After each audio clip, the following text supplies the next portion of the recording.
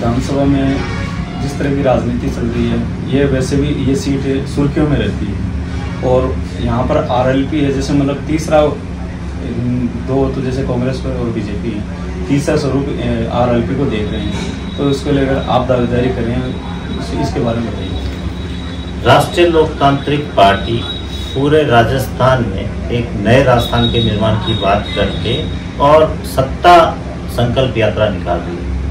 वो सत्ता संकल्प यात्रा को लेके श्री हनुमान जी बेनीवाल उदयपुर वाटी में 19 तारीख की शाम को प्रस्तावित है। 19 तारीख की शाम को उदयपुर वाटी का रहेगा और 20 तारीख को बुढ़ागोड़ जी का रहेगा।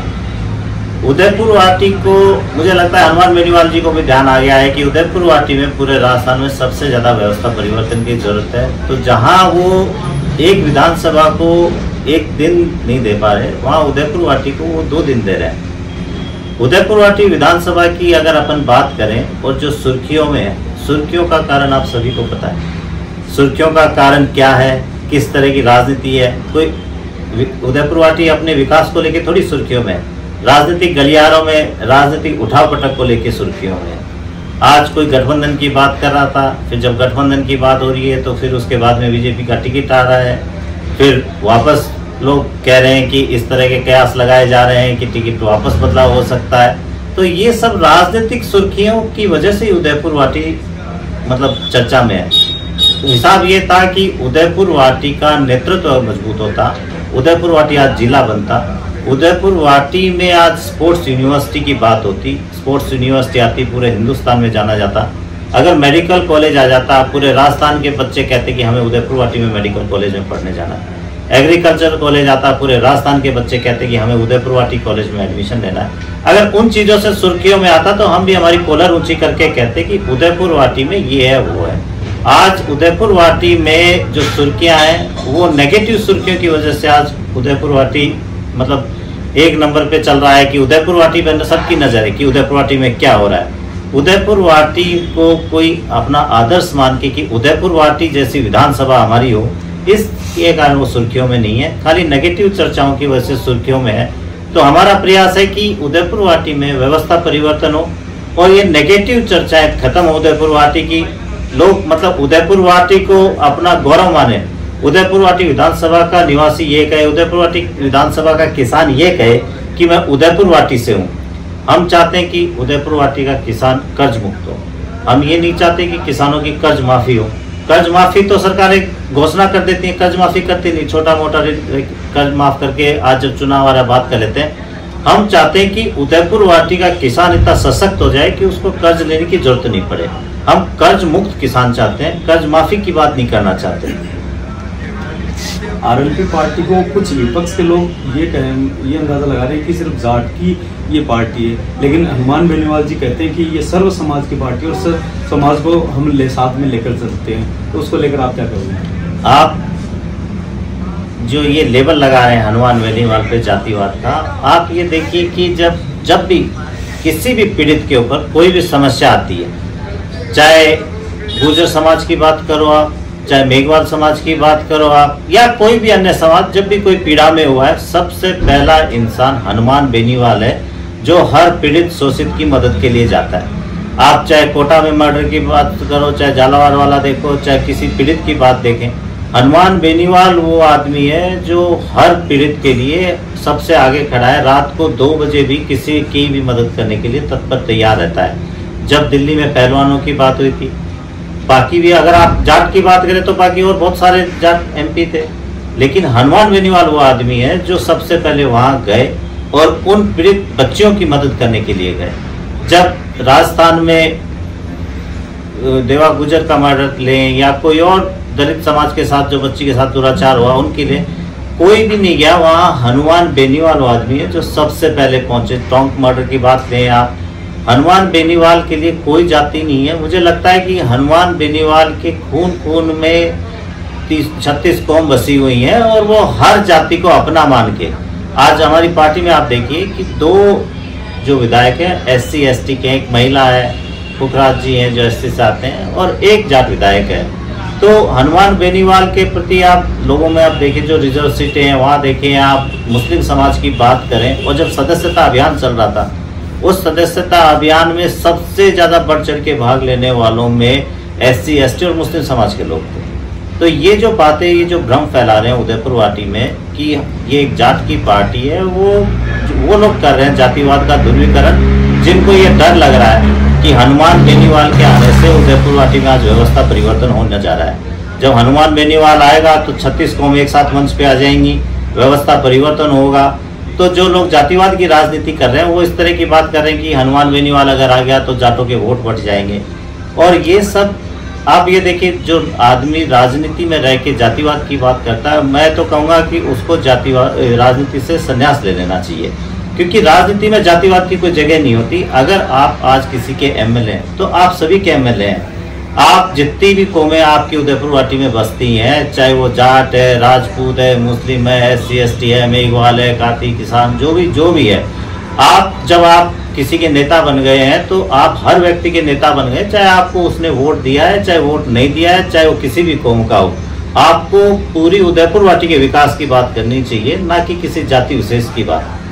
उदयपुर वाटी का किसान कुछ सालों पहले, कुछ 10-20 सालों पहले इतना सक्षम था कि हर किसान जो अपने खेती में सब्जी वगैरह और बढ़िया फसल उगाता था, जिससे वो अपने घर का भरपोषण करता था। लेकिन आज स्थिति ये आ गई है कि वो लोग टाइलों के काम पर कोई बाहर जैसे कमाना पड़ रहा है उनको, और वो जो खेती बाड़ी थी वो एकदम से बंद हो गई है। उसको लेकर ये सबसे कमी तो रही है पानी के लोग मतलब हर बार नेता आते हैं कि हम पानी की व्यवस्था करते हैं, नहर के पानी की व्यवस्था करते हैं, तो उसके बावजूद भी ऐसा कुछ है नहीं। उसके बारे में आपको देखिए, ये उदयपुर वाटी का जो आप कह रहे हैं कि 20 साल पुराना किसान एकदम सक्षम था, और 20 साल में उदयपुर वाटी के किसान की हालत खराब हो गई है। इसका सबसे बड़ा कारण रहा है पहाड़ी क्षेत्र में अवैध खनन का। अवैध खनन होने की वजह से उदयपुर वाटी पे जो खनन हुआ है उसकी वजह से वहाँ पानी सूख गया। उससे पहले मैं आपको बता दूं, जब श्री शिवनाथ सिंह जी MLA हुआ करते थे तब चकजोधपुरा के आसपास अंडरग्राउंड डैम बनाए गए थे। उन अंडरग्राउंड डैम बनने से चकजोधपुरा, मैनपुरा, गडला, चौरा कैंप, ये जो आसपास के गांव इनकी ढानियाँ थी, उनमें पानी का बहुत बड़ा एक संरक्षण हुआ था और उनका जलस्तर काफ़ी सुधार हो गया था। उनके राजनीतिक खत्म होने के बाद में 2003 के बाद में उस एरिया में इतना ज़्यादा अवैध खनन हुआ कि उधर से काटली नदी का आना बंद हो गया, और उस अवैध खनन की वजह से वहाँ का जल स्तर सारा गिर गया। और दूसरा क्या है कि उस एरिया में से जहाँ चौरा कैंप लगता है वहाँ से पूरा पानी कोपर चला जाता है। कोपर पानी जाने की वजह से वहाँ पे जल स्तर काफ़ी गिर गया है। और मैं बार बार अपील कर रहा हूँ, और विधायक के समय भी मैंने बहुत बार ये बात उठाई थी, और मंत्री जी के समय भी मैं अभी भी कह रहा हूँ, और उनके समय भी मैंने बात उठाई कि आप लोगों के बस की बात नहीं है उदयपुर वाटी का विकास कराना, उदयपुर वाटी में पानी लाना, लेकिन आप कम से कम ये तो प्रयास कर दो कि जो चौरा कैंप का पानी कोपर जा रहा है उसको रोकने का ही प्रयास कर लो। जो हमारा है कम से कम उसको तो रोक लो। आप बाहर से तो कुछ ला के दे नहीं सकते जनता को, तो लेकिन इन लोगों को जातिवाद की राजनीति करनी है, ध्रुवीकरण करना है, समाज को बांटने की राजनीति करनी है। ये अपनी ध्रुवीकरण की राजनीति से फुर्सत नहीं मिली इन लोगों को, तो इन्होंने कोई विकास का काम तो कराया नहीं। छोटी मोटी कोई जो सड़कें, वो भी जो सेंट्रल गवर्नमेंट की स्कीम में आ गई, सड़कें वड़कें डला दी। अगर 10वीं की स्कूल थी, गहलोत साहब ने बोला कि वो क्रमोन्नतों की बारहवीं बननी है, तो उसमें अपना श्रेय ले लिया। प्रधानमंत्री योजनाएं की सड़क आई, उनमें अपना श्रेय ले लिया। जल जीवन मिशन में जहाँ पानी आया उसमें अपना श्रेय ले लिया, और उसके अलावा उन्होंने कोई काम नहीं कराया। कुंभाराम लिफ्ट कैनाल के पानी को लेकर पूरे विधायक हैं वो तो कह रहे हैं कि मैंने जहाँ फाइल रखी थी वहीं पे पड़ी है, और वर्तमान विधायक कह रहे हैं कि टेंडर हो गया है। उसके बावजूद भी मतलब गहलोत साहब हैं वो मतलब सेंक्शन नहीं कर रहे हैं आगे। तो मतलब दोनों के बाद में ऐसा लगता है कि शायद कि फाइल को कुछ हुआ ही नहीं अभी तक। उसके बारे में क्या कहेंगे? देखिए, जहाँ पूर्व विधायक कह रहे थे कि जहाँ फाइल वो छोड़ के आए वहीं रह गई है, तो उनको प्रयास करना चाहिए था। अगर फाइल अटक गई थी तो उनको आंदोलन कर लेना चाहिए था पानी के लिए। अगर वो काम ही कराना चाह रहे थे इसका तो आंदोलन कर लेते उसके ऊपर। और उस समय तो उनकी सरकार थी, सेंटर में उनकी सरकार थी, स्टेट में उनकी सरकार थी, 2 MP थे, वो खुद विधायक थे। और अगर उनके कहने से काम नहीं हो रहा तो उनको झूठा श्रेय लेने की कोई जरूरत नहीं थी इस मुद्दे पे। और मंत्री जी तो ये कह रहे थे कि भाई अशोक गहलोत उनका चेहरा देख के काम करते हैं, उनके चेहरा देख के बात करते हैं, वो जो कहते हैं वही काम होता है। तो वो फाइल आगे वो किसको वाले थे। लेकिन जहाँ तक मुझे लगता है कि इन लोगों की नियत ही नहीं थी कि पानी आए, क्योंकि अगर पानी आ जाएगा तो फिर चुनाव लड़ने का मुद्दा खत्म हो जाएगा उनके पास। तो वो इसी मुद्दे को लेके बार बार घूमते रहेंगे कि हम पानी ले आएंगे, पहाड़ी बेल्ट में पानी पिला देंगे, ये कर देंगे, वो कर देंगे, और झूठे आश्वासन देते रहेंगे। पानी वानी कुछ आया नहीं, अवैध खनन से जो पानी था वो भी चला गया। वो मंत्री जी के समय भी हो रहा है, पूर्व विधायक के समय भी हो रहा है, उससे पहले भी हो रहा था। और अगर वो पानी ला रहे थे तो ये जो चमरा के आसपास के गांव ज्यादा समस्या तो यही है, ये पानी रोक लेते वो लोग। लेकिन उन्होंने जनता के किसी काम का प्रयास नहीं होना चाहिए। तो उनका उद्देश्य यही है कि पानी का अगर मुद्दा खत्म हो गया तो जनता के बीच में वहाँ क्या मुंह लेके जाएंगे, वो क्या मुद्दा लेके जाएंगे। अगर पानी आ गया तो एक बार पत्थर लगा देंगे, लेकिन पानी नहीं आया तो बार बार चले जाएंगे कि हम आपको पानी ला के देंगे। तो उनकी नीयत में ही ये था कि पानी आए नहीं, और इस मुद्दे को लेके वो चुनाव में बार बार पूछते रहे। आप आरएलपी से तैयारी कर रहे हो, तो आरएलपी से आप ऐसे कौन से मुख्य मुद्दे रहेंगे जिसको लेकर आप जनता में रहोगे और जनता आपको आपकी तरफ आकर्षित होंगे?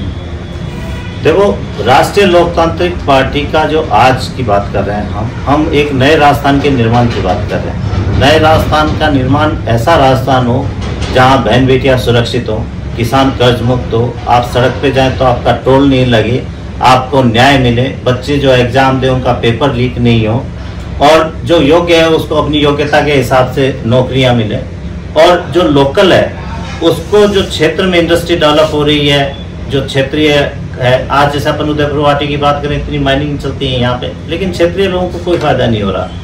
तो क्षेत्रीय लोगों को रोजगार मिले, पानी हो सबके पास, कर्ज माफी की जाए, कर्ज मुक्त किसान हो, किसान को इतनी सुविधाएं मिल जाएं कि उसको कर्जा ही नहीं लेना पड़े, युवाओं की सरकार आए, किसानों की सरकार आए, एक नए राजस्थान की तरह हम एक नई उदयपुर वाटी का चेहरा देखना चाहते हैं। अभी कुछ सालों में ऐसा मतलब लोगों ने जो कर्ज मुक्ति की तो नहीं, लेकिन कई किसान है वो फांसी के फंदे पर लटक गए, उसको लेकर आप क्या कहना चाहेंगे? हम यही कह रहे हैं कि सरकारें खाली घोषणा कर रही है कि किसान कर्जा लेता है, फिर थोड़ा बहुत कर्ज माफ कर देते हैं। हम कहते हैं कि कर्ज मुक्ति हो, किसान को इतने संसाधन देंगे कि उसको कर्जा लेने की जरूरत ही नहीं पड़े। किसान कर्जा किस बात के लिए ले रहा है? उसे ट्रैक्टर खरीदना है, उसे इक्विपमेंट खरीदना है, उसे बीज खरीदना है, उसकी फसल खराब हुई उसका मुआवजा नहीं मिल रहा है। तो जब राष्ट्रीय लोकतांत्रिक पार्टी सत्ता में आ जाएगी तो ये सारी सुविधाएं ऐसी होंगी कि किसान को इन चीजों के लिए कर्जा नहीं लेना पड़ेगा, ये किसान को अपने आप दी जाएंगी। किसान को बिजली का बिल नहीं देना पड़ेगा, किसान को बीज का पैसा नहीं देना पड़ेगा, तो किसान को किसी चीज के लिए कर्जा नहीं लेना पड़ेगा, किसान खुशहाल होगा, जो मेहनत करेगा वो उसको बचेगा। क्या आरएलपी 200 विधानसभा सीटों पर चुनाव लड़ी? हम 200 विधानसभा सीटों पे चुनाव लड़ने की पूरा प्रयास कर रहे हैं, और छोटी पार्टियों से भी गठबंधन की बात चल रही है, चाहे वो बसपा हो, बीटीपी हो, या कोई और छोटे दल। कांग्रेस बीजेपी को ले हटा के जो भी छोटे दल हैं उनसे हमारे शीर्ष नेतृत्व बातचीत कर रहे हैं। तो अगर कहीं कुछ गठबंधन की बात बैठेगी तो कुछ सीटों पे समझौता किया जा सकता है, बाकी बची हुई सब सीटों पे राष्ट्रीय लोकतांत्रिक पार्टी चुनाव लड़ेगी। और 19 तारीख को, अभी अगले हफ्ते 19 तारीख को उदयपुर वाटी विधानसभा क्षेत्र का दौरा रहेगा। शाम के समय उदयपुर वाटी विधानसभा रहेंगे नेताजी, और उसके बाद 20 तारीख को गुड्डा का दौरा रहेगा। उसमें व्यवस्था परिवर्तन की जो रैली है, और एक गुड्डा में एक विशाल जनसभा का आयोजन होगा, और उनका जो व्यवस्था परिवर्तन का रथ है, जो रैली है, जो रोड शो रहेंगे, छोटी छोटी और सभाएं रहेंगी, पूरी गुड्डा विधानसभा में रहेंगी।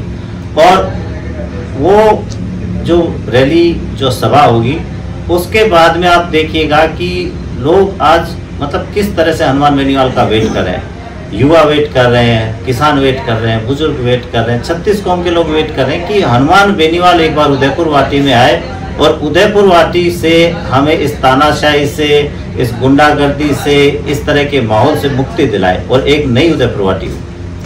अभी उदयपुर वाटी विधानसभा में जाट, सैनी के अलावा सबसे थोड़ा बड़ा वर्ग है SC ST, जो शायद कई चीजों में बहुत अभी पिछड़ रहा है कि भाई मैं जुड़े, जैसे खुद का विकास हो और जो अन्याय हो रहा है उसके खिलाफ वो लड़ सके। तो उनके लिए आप क्या कहना चाहोगे? देखिए, मुझे लगता है कि लोगों ने इन्हें खाली अपना वोट बैंक की तरह ही इस्तेमाल किया है। कोई नेता कहता है कि मेरा पहला प्यार है, कोई कह रहा है कि मेरा दूसरा प्यार है। हम कह रहे हैं कि अगर SC ST में कोई मजबूत चेहरा, कोई मजबूत आदमी, कोई मजबूत दूल्हा अगर आज भी उदयपुर वाटी से अगर आना चाहता है आरएलपी में तो हम बाराती बनने को तैयार हैं। बेशक हम कह रहे हैं कि पहला मौका SC/ST ले हमसे, उसके बाद हमें दे। बाकी लोग क्या कह रहे हैं कि एक मौका हमें दो, अगला मौका आपको दे देंगे। मैं कह रहा हूं कि पहला मौका आरएलपी में SC/ST ले, उसके बाद हमें सोचे, वरना हमें कोई दिक्कत भी नहीं है। हम चाहते हैं कि जो खाली वोट बैंक की तरह आज तक इस्तेमाल हुआ है उसको भी राजनीति का अधिकार होना चाहिए, उनको भी राजनीति में आगे आना चाहिए। और ये तो लोकतंत्र है, सभी का हक बनता है राजनीति में आगे आने का। और अगर कोई मजबूत आदमी, मजबूत नेतृत्व SC/ST से निकल के आता है तो हमारे यहाँ उसका स्वागत है। अच्छा, हमारे साथ हैं RLP से विकास की और मैं मुकेश वर्मा, MK न्यूज़ राजस्थान।